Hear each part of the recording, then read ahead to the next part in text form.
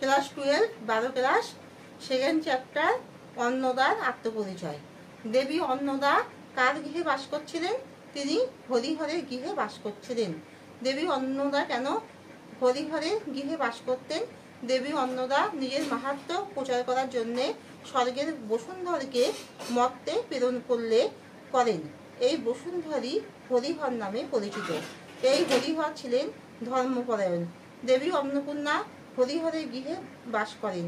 হরিহরের গৃহের সব দুঃখ দারিদ্র দূর হয়। দেবী অন্নপূর্ণা বড়গাছি গ্রামে ধর্মব্রত হরিহরের গৃহে বাস করতেন। দেবী অন্নপূর্ণা হরিহরের গৃহ ত্যাগ করলেন কেন? হরিহরের ভক্তিতে তুষ্ট দেবী বড়গাছি গ্রামে হরিহরের গৃহে বাস করতেন, কিন্তু হরিহরের গৃহে নিত্য কলহ বিবাদ অশান্তিতে দেবী অতিষ্ঠ হয়ে হরিহরের গৃহ ত্যাগ করে তিনি ভবানন্দ মজুমদারের গৃহে আশ্রয় নেবার জন্য চললেন। ইহাতে বুঝিন তুমি দেবতা নিশ্চয়। কে কাকে বলেছেন? ঈশ্বরী পাত্নী দেবী অন্নপূর্ণাকে বলেছেন। সে কেন বলেছিল যে অন্নপূর্ণাকে, যে তিনি দেবী?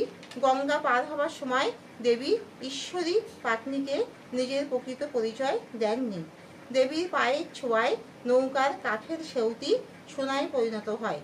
এই আশ্চর্য ঘটনা, যখন কাঠের সেউতি সোনায় পরিণত হয় তখন পাত্নী বুঝতে পারে যে তিনি নিশ্চয়ই কোনো দেবতা।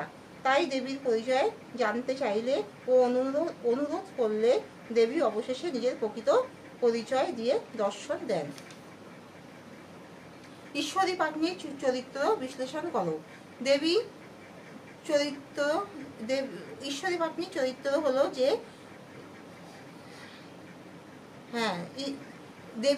দেবী অন্নপূর্ণা চরিত্র আর ঈশ্বরী পাত্নী চরিত্র, উভয়ের চরিত্রই হচ্ছে স্নিগ্ধ সরলতায় ভরা। স্ত্রীলোকের পক্ষে বেশিক্ষণ ঘাটে অপেক্ষা করা উচিত নয়। বুঝে পাত্নী নৌকা তাড়াতাড়ি নিয়ে এলো। যুবতী রমণীকে একা দেখে তাকে পার করতে চাইছিল না, তাই তার পরিচয় নেবার চেষ্টা করলো।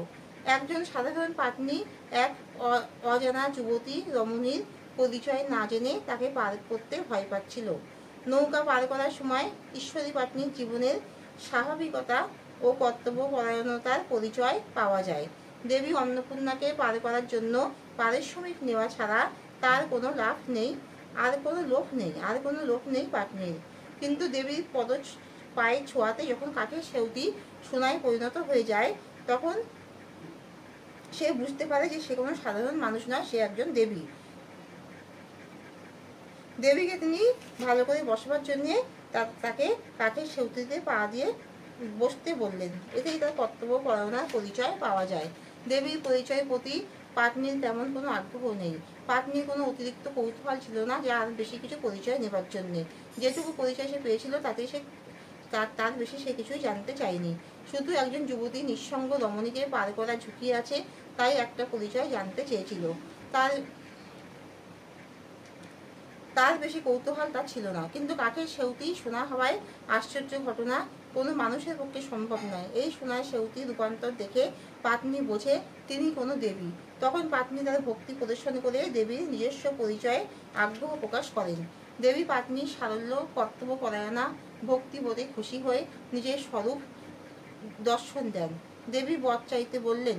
পাত্নী চাইলেও তার সন্তান যেন থাকে দুধে ভাতে। পাত্নী দরিদ্র হতে পারে, কিন্তু নিজের কোনো লোভ লালসা ছিল না। পারিশ্রমিকের অর্থে তার চাহিদা পূরণ হয়। পাত্নীর নিঃস্বার্থতার পরিচয় দেখা দিয়েছিল ও তার কোনো লোভ লালসা ছিল না। তাই দেবীর কাছে কোনো ধনসম্পদ, সোনা সম্পত্তি কিছুই চাইল না। শুধু নিজের সন্তান যেন ভালো থাকে, দুধে ভাতে থাকে, এই আশীর্বাদ চাইল। তার সন্তান বাৎসল্যটুকুই প্রকাশ পেল, কিন্তু তার কোনো লোভ লালসার পরিচয় মেলে না।